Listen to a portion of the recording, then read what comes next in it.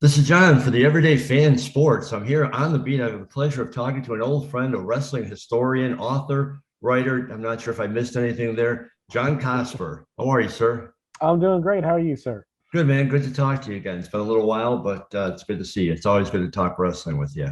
Absolutely, yeah. So I'm writing for a new site, Everyday Fan Sports. Mhm. If you could give the readers, the viewers, a little background of yourself just to start. Sure, absolutely. I've been writing about pro wrestling for almost 10 years now. I put out my first book in 2014, which is called Bluegrass Brawlers, the story of professional wrestling in Louisville, and I actually just released a second edition of that book this past summer. So, kind of come full circle with that. In between that, I've written another 20 books or so about pro wrestling. I've also made some films over the year, written a lot of fiction and things like that, and just kind of whatever stories kind of pop into my mind and that I've just got to get down. So that this is just kind of a quick summary of who I'm at. Who I am. Well, that works. It's perfect. I'm certainly going to talk to you about your books, but let's get started a little bit with. I know you've been to some wrestling shows recently, some promotions that really interest me. Tell us a little bit about it. Absolutely. Let's start with we'll go back to I went to FTW, which is based in the tri-state area down there. It's a Kentucky, West Virginia, Ohio area down there near Ashland, Kentucky. If you know about Ashland, Kentucky, you know the second most famous person from that town is Bobby Blaze. According to Jim Cornette, Charles Manson's the most famous person. It might actually be Billy Ray Cyrus. I'm not sure, but was invited down there by Bobby to kind of come check things out. And I'd been there down there about some time ago for one of their Time Warp, one of their fan fests, which is a really great event. Really nice turnout, and a lot of old stars were there and everything. Got to hear some great stories. Got to talk to Jimmy Hart about our dear buddy JJ McGuire, who unfortunately passed away this past spring, and had a great time. But I met one of Bobby's students while I was there, a young lady named Reese Ramone. And when I went back to FTW, got a chance to see her wrestle against another one of Bobby's students, Sarah Bubbles. Reese is a really incredible young lady. She's I believe a sophomore now at Marshall University. She's in the marching band. If you're watching football, she's the majorette, one of the majorettes in the Marshall University Thundering Herd marching band. I believe she's majoring in engineering and minoring in something else. And then on top of that, she's a pro wrestler. She was working heel that night. Let me tell you about this show too. This, like I said, this is in Ironton, Ohio. The most significant thing I can tell you about Ironton, Ohio, it's right across the river from Ashland, Kentucky. I've got some history there, a lot of old, longtime friends living down in that area. So I've been down there before, but I'd never been across the river to the Ohio side. There's a Rax restaurant actually about a mile from where the show was. I don't know the last time I've seen a Rax restaurant. But this show took place. It was outdoors. It was on a gravel parking lot right next to an old warehouse. And it was, I mean, you throw a rock one direction and it lands in the Ohio River. Throw a rock the other direction, there's an active train track. It was a beautiful night. This is mid-July. It was a beautiful night. I mean, it was probably around 70 degrees. Not a cloud in the sky. It was just absolutely gorgeous. Probably 100 fans turned out. And again, I'm in the middle of nowhere for this show. I'm sitting next to Bobby Blaze, former Smoky Mountain Wrestling, champion, who's trained half these kids and has certainly got a hand in working with all of them. I mean, Facade's out there, Danny Moe's out there, Timmy Bumpers, Dustin Jackson, who I last saw at OVW. Of course, I'd gone to see Reese and watch Sarah wrestle too. But I mean, a terrific show. Out in the middle of, again, out in the middle of nowhere. This is not, I think I made the comment when I wrote up a story about it for my blog. You see that meme that goes around, your stereotypical indie promotion.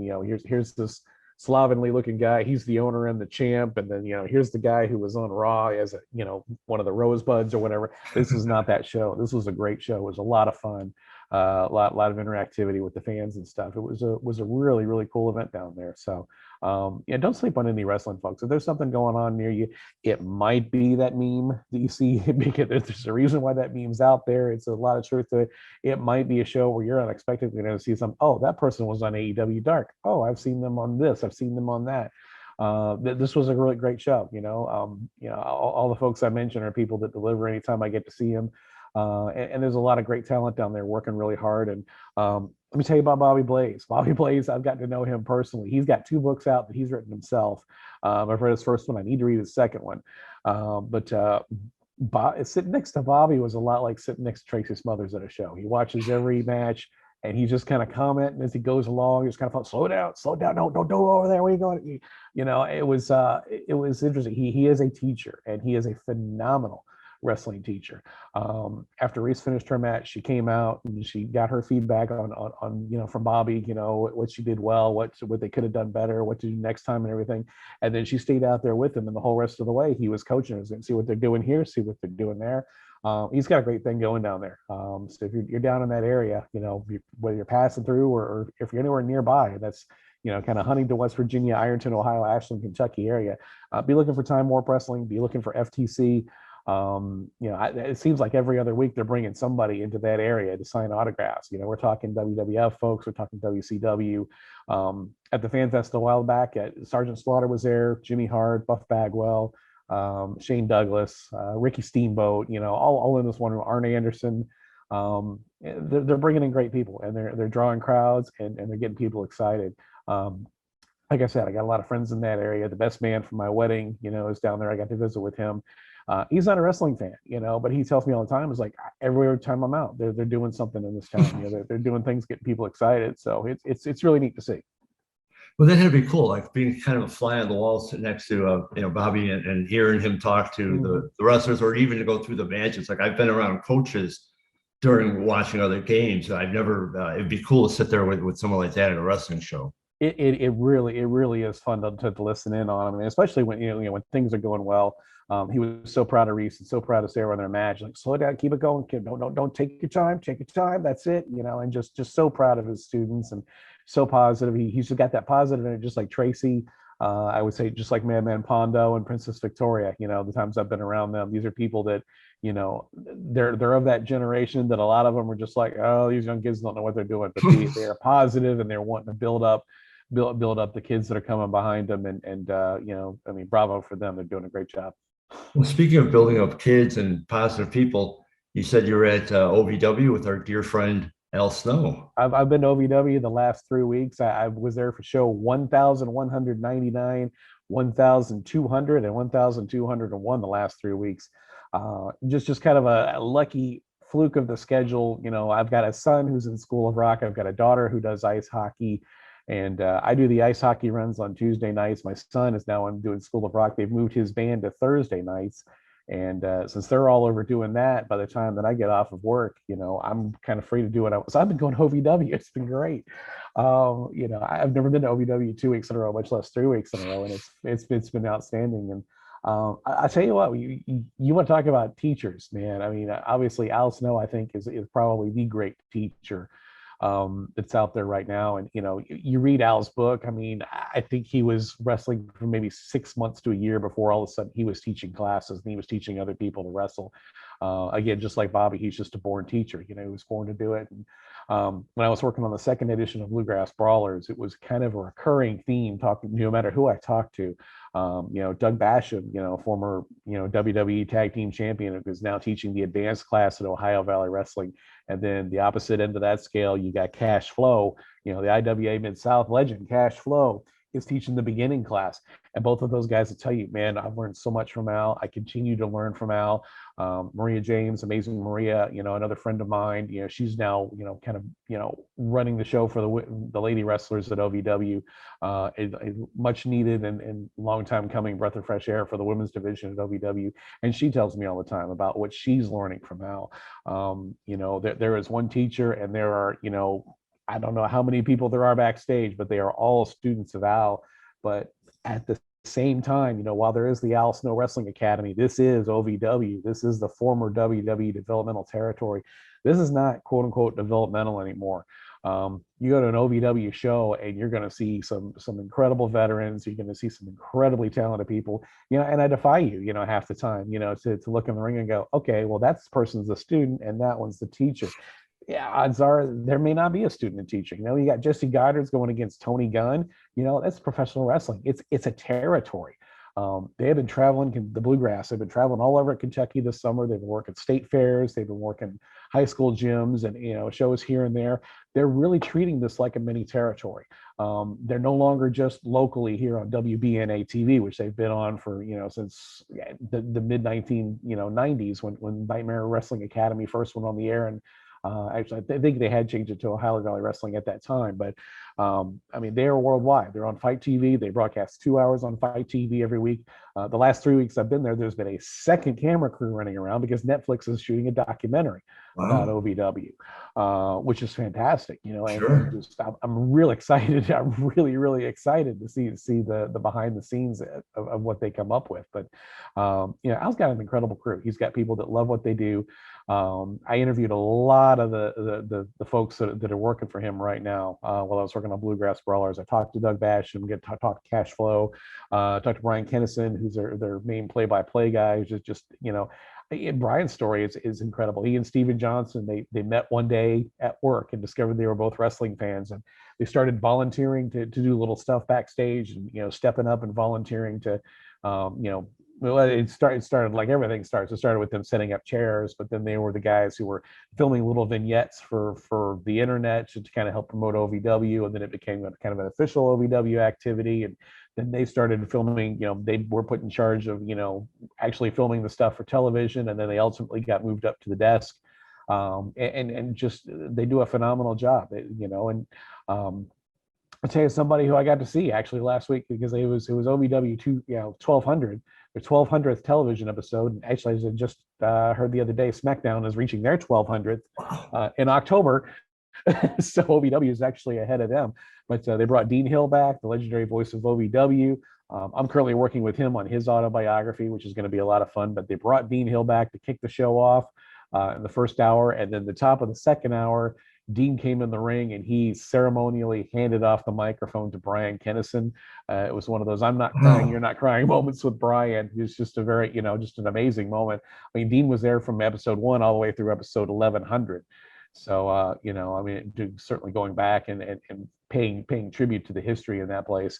And then Kenny Starmaker Bolin made an appearance as well. Kenny came out and called the main event at the bottom of each hour. So it was great to catch up with Kenny. Of course, I co-wrote his autobiography a couple of years ago. I Probably Screwed You Too, the mostly true stories of Kenny Starmaker Bolin. Those of you out there throwing 1-star reviews on Amazon about that one, thank you.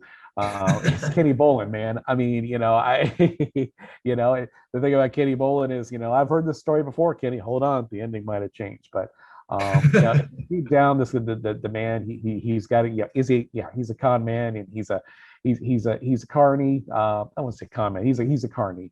But he's a carny with a heart of gold, and just you know, I hadn't seen him since before COVID, so just to get to catch up with him was awesome. But yeah, OVW's got it going on right now. They've got some great people in there. Some really fun things to see. During COVID, I shot a short film that's on my YouTube channel called Three Blind Refs. And it was just a couple of referees sitting around at home, nothing to do because COVID's going on. And as they're talking, one of them gets robbed and all his toilet paper stolen out of his house. There's a young ref that was in that film called Aaron Greider. He's now part of an angle with OVW. He is now Freya the Slayer's boyfriend. And it's just been real fun to watch Aaron growing, not only as a referee, but getting that TV time is really exciting to see. The bit he was doing last week, he was carrying all of her shopping bags, and she puts her dog. She had this little dog that she put on his shoulder. And, you know, at that moment, the whole crowd, they couldn't care less about the angle. They were just like, "Don't drop that dog. Don't drop that dog." But, you know, seeing Aaron get to do that, it's really cool. We were talking about Bobby Blaze earlier. Another former student of his, Judy Hendricks, is out OVW, and she's backstage every week. She's learning, and got to see her in action this past week. Isaiah returned during episode 1200. Got to see him wrestle on 1201. Get to see Cash Flow wrestle every week. Jesse Goddard's is in a red hot feud with Tony Gunn right now. James Storm was there for episode 1200. Scotty Too Hottie is putting in appearances here and there and everywhere. He was on their last big Saturday special. They've actually got a big one coming up a week from Saturday on the 27th, which will be streamed live on Fight TV as well. Al Snow and Doug Basham are getting in the ring. They're wrestling tag team together. It's Doug Basham's first match in 12 years. Wow. So again, you know, I mean, yeah, OVW is worth checking out. This is a professional wrestling territory. This is not, you know, this is not School of Wrestling anymore. This is a real territory. They've got great storylines going on. They'll make you laugh. They'll give you a chill. It's really exciting to see what Al has done with that place, and really kind of transforming it from where they were just kind of treading water, for a couple of years, and then bringing the fresh blood and bringing the fresh life. And Al's a kid in the sandbox, and it's clear that he's having a great time. And just, you love to see what they're doing, and they're so proud of, every single one of them, whether it's a fresh-faced kid who's been wrestling for a year or two, or somebody who's been there 20 years. Seeing them have the success, seeing them hit with the fans and everything. They're all about, we want to prepare you for the next step, whether it's going on to Impact, whether it's going to AEW, WWE, wherever else you might go. We want to help you get to that next step, and they're doing that by presenting a very professional and very polished product for OVW. Well, let's talk about some of your stuff now. As you know, I'm a big fan of your work. I'm a big fan of your fiction. I'm a big fan of your wrestling books. I've got several on my bookshelf now. You mentioned that you're working on a book right now with, forgive me, I forgot the guy's name, but somebody from OVW. Dean Hill. Dean Hill was the voice of OVW. Prior to that, he was the voice of the Louisville Gardens. He was the ring announcer for CWA and Memphis Wrestling during the latter part of their run at the Louisville Gardens. He was a longtime member of the Louisville Police Department. He was their first canine officer. He's played in dozens of bands over the years. He's got stories about every guy who came through Ohio Valley Wrestling. He was there from day one. He called all the action for Cena and for Randy Orton and for Brock Lesnar, CM Punk. He saw them all come through. So real excited to dig in with Dean and kind of preserve the stories that he has to tell. Much loved, much respected guy around here. It was really cool when we started to talk about it on social media. And one of the things he did with the Louisville Police Department was he was part of a band called Street Heat. And it was just a band of police officers. They went into schools, they played rock and roll music, and they talked about saying no to drugs. And I had quite a few people comment, "Oh, I remember when Dean came to our school and he did Street Heat." That's cool. But Dean's a great storyteller, a really, really awesome guy. Really a pleasure to be working with him. I'm also working with Gregory Iron. Gregory Iron is a Sure. pro wrestler who's been around for a while from Ohio. He has cerebral palsy. He's really overcome a lot of things to become a pro wrestler. He's got an outstanding podcast himself, the Iron on Wrestling podcast. And just another great guy, another great storyteller. So we're real excited to be working with him. Hopefully we'll be getting both of those out by the end of the year. We're kind of taking, both of them are kind of taking their time, and it seems like I get a little bit of time with the one, and once I wrap up with that one, I get to work on the other one. So that eventually we'll have both of them out anyway. So are those your next two books coming out? Those are the next two wrestling books coming out. Madman Pondo and I are kind of chipping away on a second book for himself as well. I've got some things I'm starting to look at for next year. I've got another historical biography I'm planning to dig into, but right now those are my priorities as far as wrestling. Yeah. And you also do fiction. Park Plaza.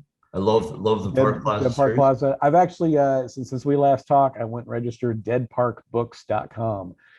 Which is now my official fiction hub. It needed a logo, it needed a brand, just like Eat Sleep Wrestle did back in the day. So deadparkbooks.com is where you can find my fiction stuff. I do have an ongoing series right now of basically horror short story compilations. Dead Park Plaza is The Office meets Tales from the Dark Side.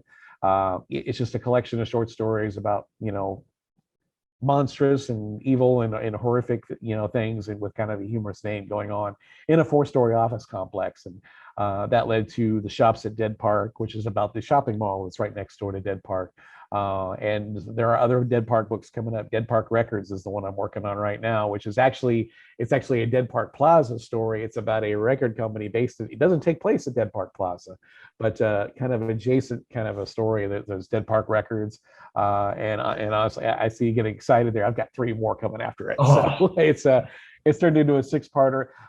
I do have another book that'll probably come out for Dead Park Records. And this is a story I've had sitting around for a long, long time. It was a screenplay for a number of years, and finally decided to kind of turn it into a piece of fiction. I've got some beta readers still going through it. The book is called Girl Most Likely to Kill You. And the basic story is, it's about a guy on senior year prom night. He's finally going to tell his best friend. He's finally going to tell this girl that's the only girl in the world for him, that he loves her. Before he can do that, she just vanishes. She disappears for 20 years. She's gone out of his life, and he gets married. He gets divorced. She ups and leaves him. He's raising a teenage daughter. He's at the same high school they went to, and they're teaching class. And all of a sudden, out of nowhere, the girl shows back up. And she's like, I want to start a life with you. I love you. I'm sorry that I ran off and everything like that. But his students are like, there's something off about this girl. And they think she might possibly be a world famous assassin who is wanted in multiple countries and maybe the most dangerous woman in the world. So it's a comedy, romantic adventure, thriller. It's a real fun story. Somebody asked on Twitter the other day, do you enjoy reading the stuff that you're editing? And sometimes I do, sometimes I don't. I love rereading the story. The story is just a ton of fun. Girl Most Likely to Kill You is the title, and that should be out sometime this fall. Do you think you'll ever combine the two, the wrestling and the fiction? Well, it's funny you mentioned that because I do have the one book. Actually, I did a couple of novellas with Charlie Kruel and with Ella a couple years ago, and I just re-released them together. Let me hang on a second. I'll take you over here with me. We got this book right here, which is The Darkest Side of the Ring. It is two basically 100-page stories, one about Charlie Kruel, one about Ella. If you don't know who Charlie Kruel is, right now she's running around, she's being all sweet and cute and talking about how much she likes Pop-Tarts, but you and I have known her for longer than that. She used to be a psycho killer. She had a mask that talked to her, and there's also the hardcore Charles side of her that's done some more hardcore style wrestling. But it's kind of a horror story based on Charlie Kruel's character from a couple years ago. And then Ella is one of the uber talented ladies of NWF out of the Cincinnati area, and she's a psycho too. She comes out in a straight jacket. She's got a little doll that she talks to, and she has the most blood piercing scream you've ever heard in a pro wrestling ring. But it's two short novellas in one volume, Darkest Side of the Ring. That's actually available on both my websites, on deadparkbooks.com as well as eatsleeprustle.com. So there's the answer. Yes, I did. It has been combined. And Charlie Kruel, I mean, I started following her a little bit before I started talking to you. Ella, I started because of you, but Charlie's interesting because she's a young girl, or a young lady, I should say. Mm-hmm. She hasn't, like, her character hasn't totally changed, yet it continues to kind of morph into different things and new things and fun things. It's always like ever changing, yet the basic core is still there. I find her evolution fascinating. Yeah, Charlie's a great young lady, and I mean, if the WWE roster, if half of them had the heart that she has, and I'll say even about AEW, I mean, I can't imagine how much better, and I'm not dogging on either show because I'm a big AEW fan myself, yeah. But I mean, there's a lot of people, they've been doing it for a while. It's like, this is their job and whatever. Charlie lives and breathes pro wrestling. She loves it. She has so much heart. She has so much passion for it. And it's always just fun to watch her wrestle. And it's been neat over the years. Yeah, I saw some of her earliest wrestling matches when she was first starting out, just kind of figuring out who she was, and watching her that character evolve over the years, and watching her go through the different stages and everything, and seeing her get all bloodied up by Mickey Knuckles, and then go and scream for scream with Ella. And I've seen her do a lot of cool things. It's been really neat to watch her grow over the years, and really come into her own. She's still barely scratched the surface. So I'm excited to see what she does. Well, and another one that we kind of share interest in, it's just scratching the surface, but she is like right there, ready to knock on the door. I just saw her like about a month ago, Billie Starkz. Yeah. And hey, my friends, I was there with a couple of friends, we had front row seats. Honest to God, I mean, she looks like she's having just a blast in the ring. Yeah, Billie Starkz, I've been watching her since I guess she was in junior high. I remember her freshman year of high school. She told me her schedule included theater and Japanese. So Billie has had a one-track mind. She has known what path she was going to be on for a number of years. Of course, she turns 18 in December. Everybody's wondering where she's going to sign, where she's going to go. And my guess is she's already got that mapped out. She just isn't telling us yet, but If you haven't seen Billie Starkz, you're certainly in for a treat when you do get to see her, whether you watch her live, whether you catch her on the internet or whatever. But just an incredibly talented, incredibly passionate young wrestler. She loves what she's doing. She's a lot like Charlie in that regard. She's just got the heart. She's got the love for it, and just exceptionally talented. She's been the girl fight champion for a couple of years, and she's picked up belts over different places. She wrestles guys. She wrestles girls. She'll take on all comers. She'll drive all through the night to get back home and get back into class at 7 a.m. wearing the same clothes she wore on the way home. And I think we were talking to, she was told she had to keep her grades up, years ago. If you're going to do this, you got to keep your grades up. And that was just maintaining an honor roll. She's been straight A's all through high school, and she is maintained a straight A average. She's going to graduate near the top of her class. I've seen some of the college, that they posted some of the places she's getting college letters from. This is a smart young lady, but she's bound for pro wrestling, and it's going to be real exciting to see where she goes here in the next couple of years. And she's so very nice. She was awesome with the fans. I could not believe. I could believe because I've seen her before, but she's just fantastic with the fans, young, old. She just looks like she's soaking it all in and having a blast. And that's the best part. It's like, it's and hopefully she stays that way. It seems like she will because she seems very well grounded, but it just seems like she's just enjoying this ride and it's just beginning for her.